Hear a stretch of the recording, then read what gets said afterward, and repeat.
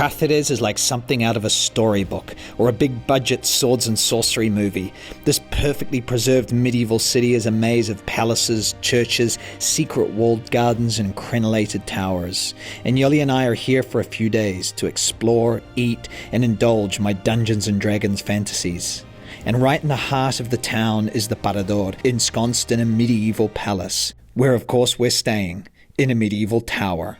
Thanks to Paradores for sponsoring this video. So they mentioned there was a tower and I didn't know what to expect, and I didn't imagine... Couldn't quite believe it, right? I didn't imagine a secret door up 5 flights of stairs to a medieval tower with views of all of Cáceres. Well, a tower after all, right? A tower it is. Who would have thought? Welcome to Cáceres. Yeah. Room 201. It was room 301 in Cuenca. Just get 01. That's the good one. I think it's a magical number, always in Paradores. When I was a teenager, I would read Dungeons and Dragons books, and I would dream of being like a thief in the night, crawling over roofs like this, like a cat, and you know, stealing from people, pretty much. What? But no, I wasn't dreaming of stealing from people. I was dreaming of being a thief in the night, and you know, medieval. In the Middle Ages and in Dungeons and Dragons, the thieves are good people. And I would be crawling over these medieval roofs, climbing this tower, and it's like staying in this place is like all my teenage dreams come true. Oh, you made it. Staying in this place with you is all my teenage dream come true. Ole. Should we get a drink? Yeah. All right, let's go to the Aperitivo. Aperitivo time. Let's go.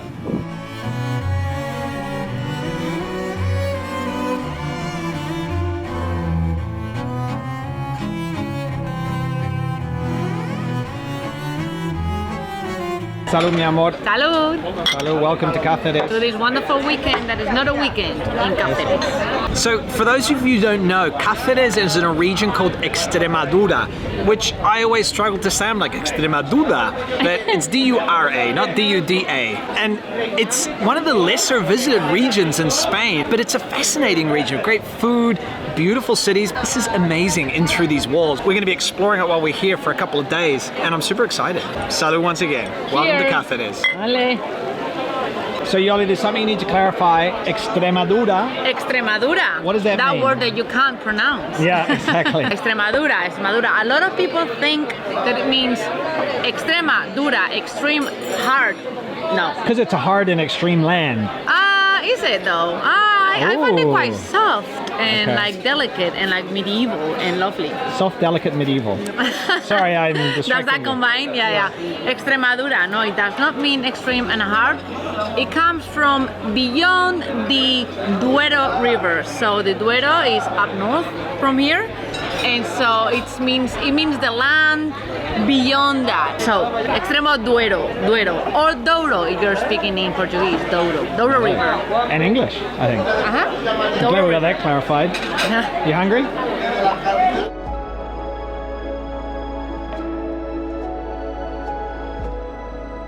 So the massive Plaza Mayor is outside the city walls, and then most of where we're going to be hanging out and getting lost is inside the city walls, in this space, this kind of historic casco antiguo, old town that is unchanged, it feels like, since the 15th, 16th century.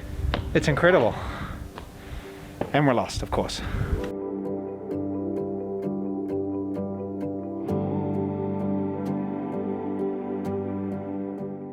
Don't you love my Romero alcohol? Rosemary alcohol. Now you're clean. Yeah, who needs to shower these days?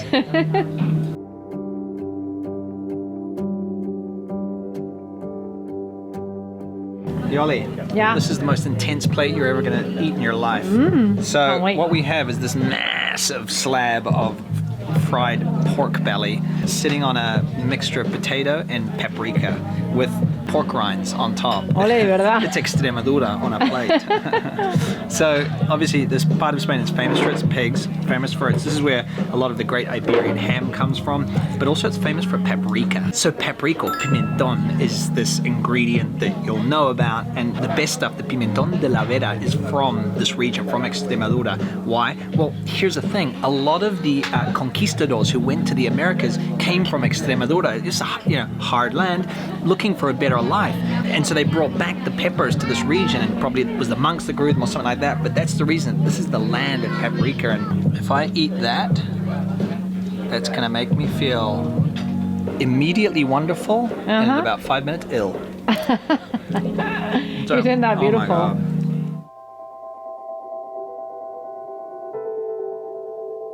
So as I started my Spain journey as a guide, I'm a massive proponent of always getting a guided tour when you go to a new place. And so about 5 years ago, Yoly and I were here, well, probably 4 years ago, time flies. And we did a guided tour with this guy who's amazing. So now we're joining one of his friends. They're a company of guides here to get a little bit of a walk around the city. Antonio awaits in the Plaza Mayor. Hola, Antonio. Hombre. Hola, James. ¿Qué tal? ¿Cómo está, Marco? Hola, Yoly, ¿cómo ¿Qué tal? estás? Encantada. Muy bien. Me alegro, bienvenidos a Cáceres. Antonio and his friends are historians and archaeologists, and they lead guided tours of Cáceres, and he gave us the full tour of the historic city. And we learned that only about 300 people live in the historic center, and some of Cáceres' medieval palaces are still home to noble families who have lived here since the Reconquest. Alcazaba, like a fortress within the fortress, Okay. so the garrison could take shelter with them, right? You'll often read that Cáceres and other towns in Extremadura made their wealth from the discovery of the Americas. And while that has some truth when it comes to Trujillo, another town here, what Antonio was explaining to us is that in Cáceres that wasn't the case. These palaces, this amazing old city, this started to be built up in the 14th century. That's before the discovery of the Americas. And here's the thing, and this is important for me as a Kiwi, the wealth principally came from merino wool. And so all this wealth came from the transhumancia, the driving of the merino wool, and all the weaving that came from the merino wool, and the selling of textiles from merino wool. So yeah, who would have thought? Even the little old Kiwi here didn't know that. So another thing about a good guide is they tell you where to eat. And Antonia has shown us where the secret cookie nuns are. And you know how we like a good secret cookie nun. What do we get, Yoly? We got a dozen magdalenas. Magdalenas, they look good. Kind of like muffins, right? Yeah, For breakfast tomorrow. we have breakfast provided. Breakfast in Madrid. There you go. So Antonio's taken us out of the more kind of majestic, monumental part of the city into a much humbler part in the lower area, which was the Jewish quarter, the La Juderia. And you could be in the middle of a village here, whitewashed houses, low houses. It's beautiful. And in this small little chapel behind me, this was where the synagogue once was. And then 1492, that famous year for the Americas, but also the year that the Jews were expelled from Spain by the Catholic king and queen. Christians entered this neighborhood to live and took over and converted this building behind me from a synagogue to a church. And so here on this building is where the mezuzah was, this little marking. So this was a little roll of parchment that the Jewish inhabitants would touch every time they came in and out of the building as a public profession of faith. And there it is, here in the rock, and you would walk right past it.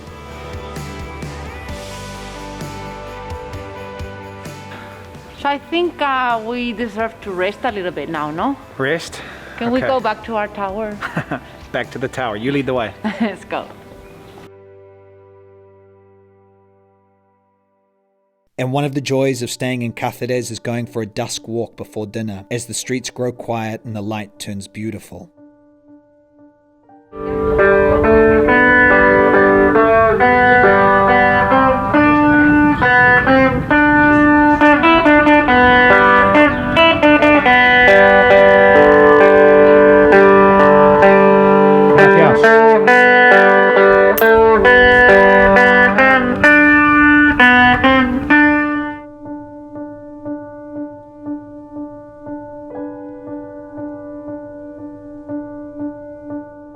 So before dinner, we're going to grab a drink in a garden bar that we've heard about, but we kind of stumbled across this. Check this out, guys. So it's this very medieval looking square, and we see this fountain that is totally surrounded by a fence, and it's like, well, what's going on here? And this building, And that there this was a security building, guard. They are filming. It's a film set, actually. So part of it is real, part of it is not. So that fountain right behind us is fake. It literally looks like it's been there for 500 years. This building, everything is real. Well, you can probably tell because they've got glass windows. But these, I don't want to touch it because the security guard will probably tell me off. But it's cardboard or whatever they use. That's incredible, huh? You wouldn't realize. It looks very Great art cool. department, I must say. All right, Yeah. let's get that drink.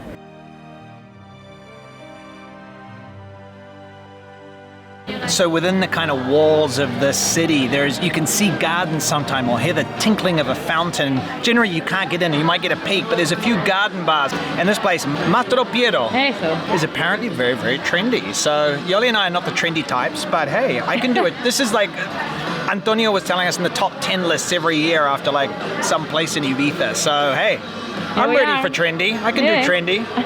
Can you do trendy? At least we try. At least we tried, exactly. Salud.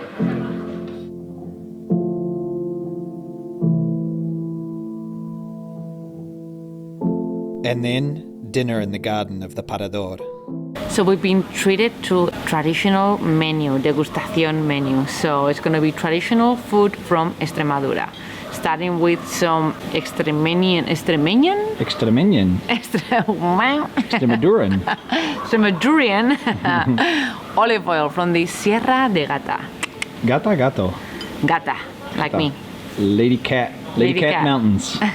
So late September, early September. Early September. Early September. But still here in the garden we can eat in the evening at the Parador. Pretty nice, beautiful. huh? These are orange trees up here. It's an orange grove. Dinner in the orange grove in the evening. Sounds like something out of the 1001 Nights or something like that. So I'll do that. Okay, Yoly, while you were in the bathroom, Ah, yeah, what happened? this is a cucumber. Cucumber. Reduced. Cold soup. And Ooh. a spherical olive. I only eat spherical olives these days. I've given up the original kind. Oh wow! It did. It burst. Either that, or you It's lovely. had a muscle, ictus. a muscle contraction in your My calf thigh. muscle, in your thigh. Yummy. Jamón croqueta, baby. You are all about croquetas. I do like a croqueta, You like a a good good- croqueta. Yeah. And this is a good croqueta. Of course, it's Extremeñan ham, and it's lovely. It's a lovely croqueta. It has that lovely texture, and also the flavor is totally there. It's lovely. So I'm going to have the croqueta as well. See, when I moved to Spain, I was like, Yeah. here, when you move to a new country, there's certain dishes, the dishes that people grow up with, and you're like, that's just comfort food. You love that because you grew up and your grandmother made it, but I'm new here, and that's actually a boring dish. Anyway, you don't know what I'm saying. It's taken me about 8 years to fall in love with croquetas. So But now as a the convert. love affair has started. Look at that. Oh, that's a good croqueta. There you go. Just like grandma used to make. So we're hitting the main course, which is grilled pluma iberica, which is a very juicy cut from the Iberian pig. And who are we kidding? In the end, you can drink all the gazpachos you want, but in the end, this is pork country here in Extremadura, and this stuff is good. Oh, I love it. Salt on top. Pluma. If you ever tried pluma, you know what I'm saying. Don't know if that blooper is going to make it, but anyway, it's delicious. And I'm also getting up to here full. There's a lot of food going on. We have I know. dessert still. There's dessert coming. I think I'm going to have to throw myself off the tower after this. No, I don't even know what that means, but...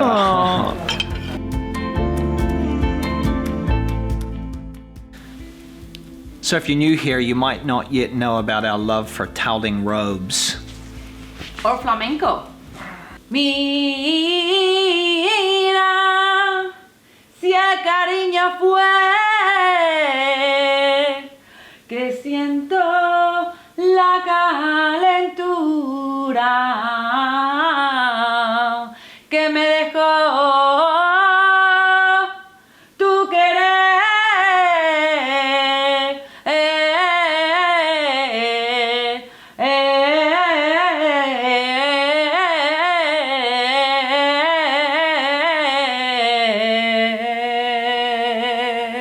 Ole. Night, everyone. Good night. See you tomorrow. Ciao.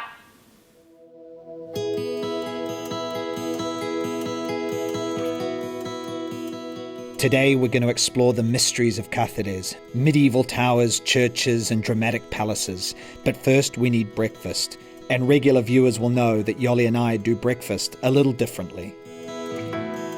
So we had dinner there, breakfast here, under the orange trees. It's all coming together. It's all coming together. What do you get? When Yoly gets breakfast, she always gets what we call naughty sweets. You remember Not our always, house don't be tour unfair. video, and it's all about, you know, the crazy Napolitanas. There's something, and she didn't really know what it is that she's getting, but it's sweet. Whereas I'm more of an Iberian spread with fruit and, you know. All right, Good morning. breakfast of champions. Let's do it.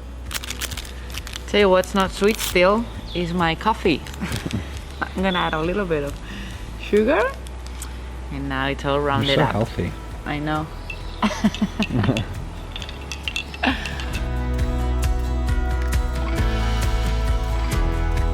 So before we start exploring, I thought we should start right here in the Parador. You know, I love these places because they're always historic, and this one is no exception. So there's not many hotels here in the historic quarter of Cáceres, and this is actually one of the smaller Paradors. It's got about 30 odd rooms, and it's a few different palaces joined together, wrapped around this really magical orange grove. And one of those palaces, the oldest of which, is from the 14th century. So built just when Cáceres was starting to really become this important city with the money coming in from the merino wool, and it was built by a guy called Don Diego de Ulloa, a name I also struggle with. And You did well. I did well. And he was a knight of Santiago. Now, here's the thing, is his palace is the oldest part of this Parador, this 14th century place, and it's where we're staying. It's the room we've got. The tower that we're staying in is the defensive tower in his castle back in the 14th century, which is kind of interesting to think. It's like these were palaces, but they also had to be defensive because it was still a tumultuous time in Spain. So now the Parador is a mixture of these old palaces with modern touches, and you can literally step out and you're already exploring the historic center, which is what we're going to do.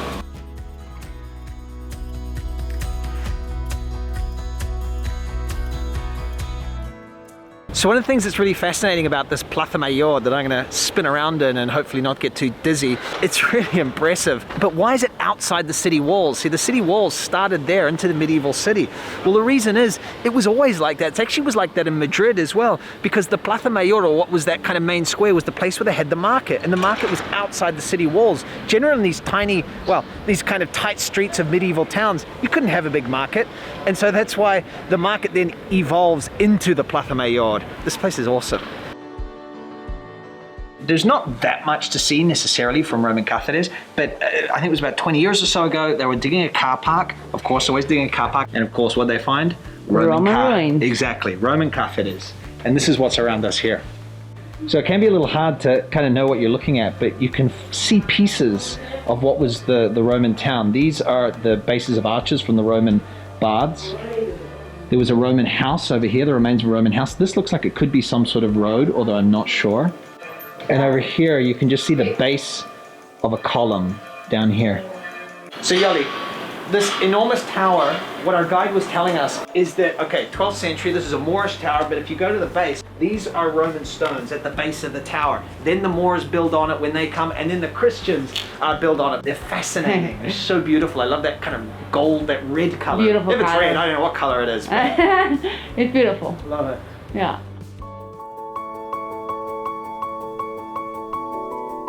So this truly is a city of towers, or a town of towers. The line of the defensive walls here with the 12th century towers is mind-blowing. When you see the original Moorish design, it almost feels like you're in Morocco or something like that. This one's particularly special. You normally can't get up here, but we have a few contacts, and the view of the Plaza Mayor, the countryside beyond there, I mean, it really is something out of the storybooks.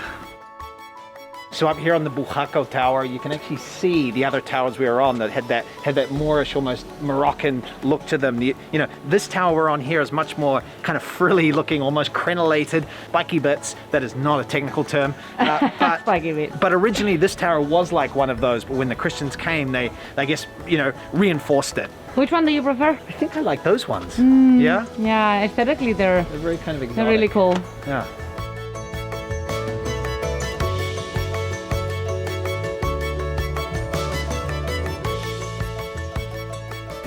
Watch your head, they weren't very tall back then. Less food, I guess. Yeah. How you doing, Indiana? Yeah, okay. Oh my god, I wish I was Indiana Jones. So also when you're up here from the towers, you can walk along the medieval wall, the ramparts. Always keeping in mind that this was the original Roman wall along here. then the Moors built on top of it, and then the Christians. Yeah. Yoly of the tower. Of all the towers Lady you've of been the- on this morning, is the one in our room still your favorite? Yeah, I can't wait to be back there actually. Sunset? Love it, yeah. So as we walk under the city walls, there's this arch that has this crazy angle. And that's because the owner, who used to live down there, wanted to just go through the gate easily with his carriage. So the way he found to do it was, usually you would have a right angle here, and what he found the solution to be was just boom, like that. Oh. An acute angle. So if you buy the arch, you can get it to your angle. Aha. I mean, it should be like that, right?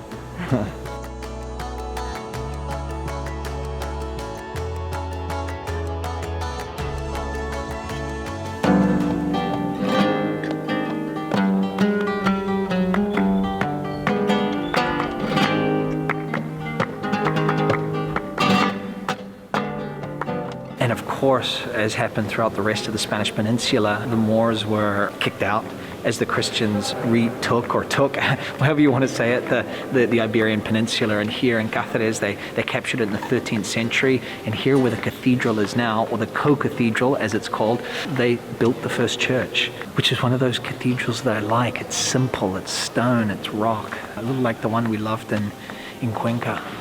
Dramatic. Beautiful. Reminds me of my Dungeons and Dragons youth. There you go. And when you climb the cathedral, make sure you come up to the bell tower.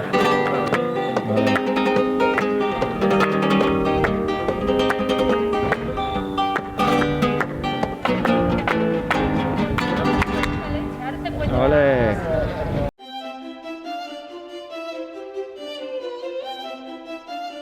One of the things I love about my walks in the city center is escaping to wonderful courtyards that you can find hidden in the palaces like this one, the Palacio de Carvajal, where there is this really special tree, a fig tree that is 500 years old. That's pretty old according to my book of oldness.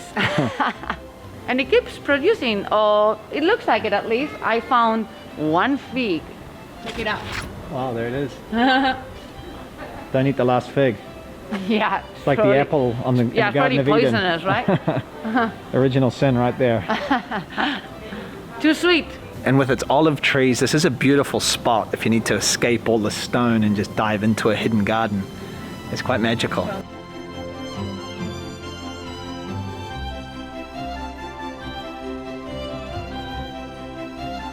And with so many palaces in Cáceres and so many noble families, you'd be wondering kind of what's it like inside, because so many of them are still private. But there is one you can visit. It's called the Golfines de Abajo Palace. It's been turned into a museum which represents what it's like inside these palaces in Cáceres.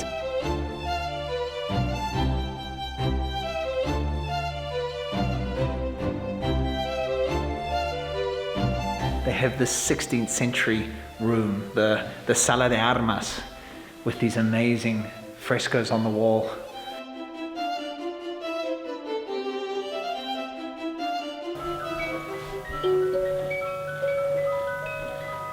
So in one of the rooms here in this palace, there's a whole bunch of documents, and one of the documents are the accounts of Isabel la Católica, the Catholic Queen, 500 years old, because one of the family members who lived here back then was actually her accountant, and so you've got this document here. And what's fascinating is her and Fernando, the Catholic kings as they were called, actually slept here. It was like their parador, I guess, right, Yoly? Yeah. I don't know if they had access to the tower, but Probably not, only they us. had a crappier room, but they slept in this place because, you know, when you were moving around, you had to stay with the nobles, you had to stay with the rich people. So fascinating.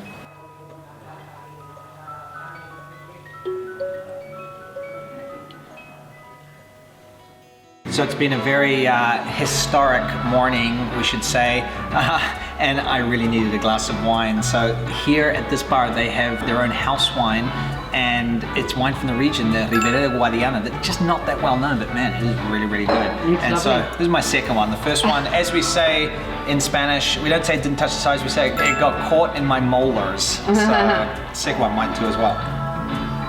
All right, I've driven you to Migas, baby, haven't I? Yeah, migas is another must-eat in Extremadura. Typical dish made of, well, it actually means breadcrumbs, migas. So it's pretty much that. But it's yummier than that. It's very, very, very yummy. You mix it with chorizo, black sausage, all kinds of meat, and it's delicious. They serve it here with a fried egg on top, and then you break it. Yeah, wow. You break it like that so that it's moist, because of course breadcrumbs could be dry. But then you put an egg on top. And then you knock it back with a glass of Ribera Guadiana, right? There you go. Migas. Your aunties make migas, right? I was just thinking of my auntie Angelines, whose migas I love. And it totally takes me back to my childhood. It's great. And she would serve them with grapes. Ah, okay. Just to pass it down, as we say. In the land of towers, we have another tower, a tower of calamari. So I think I'm going to need a tower of wine to get through this lunch. The migas are delicious. This looks amazing. I need number 3. It's the historian in me. I feel like you really don't know what it means to need a siesta until you've spent the morning exploring a historic town. You've eaten too much for lunch, including migas, and you've had 3 glasses of house wine. Then you need a siesta. Is that right? Yeah. Siesta time? I don't know what you're saying, but yes. Yes. I'm there with you. Agree with me and sleep. Siesta time in our tower. So this room 201 just kind of keeps on going. It has sections, it has areas. This is where Yoly was singing last night, a little lounge area. Hey guys, that's me. But this bathroom needs to be mentioned. It is huge. It is literally like a bathroom that needs its own bathroom. It's that big. But in particular, remember our house renovation video? We talked about the rain shower. I've never seen one so big. This is literally the largest rain shower thingy head I have ever seen. You could even fit 3 people under there if that's your gig.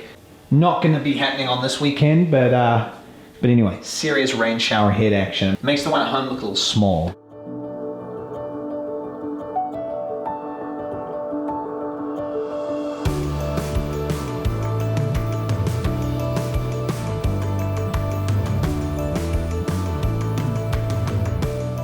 So guys, we saved the best for last. That we're in a tapas bar here in the center called La Cacharreria. I struggle to say it. Cacharreria. Yeah, I get it wrong every time and Yoly has to correct me. But they have, modern tapas but with like flavors of here, great wine. This is blood sausage ravioli. Eso. And it's Extremaduran ravioli. Another word I struggle with, Extremaduran. Oh, it's really good. Oh, it's really yummy, and I'm not just saying that for you guys. No, I know. Oh, really good. Blood sausage ravioli. That needs to be on your bucket list. So guys, with that, and with the dish that just arrived, which is pork loin with anchovy sauce, cacharreria. Who would have thought? Who would have thought? Natural combo. Can't wait.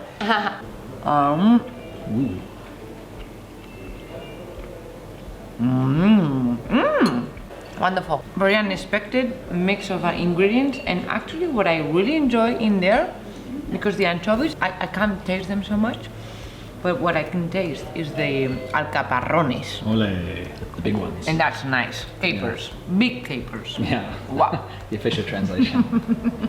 Guys, we're going to finish up our anchovy, pork loin, and our blood sausage morcilla. Hope you'll get a chance to come to Cáceres. Remember to always order the local wine and get room 201. 201. Get the tower. Tower it. All right. Love to see you Bye-bye. guys. Adios. Ciao. Hasta luego.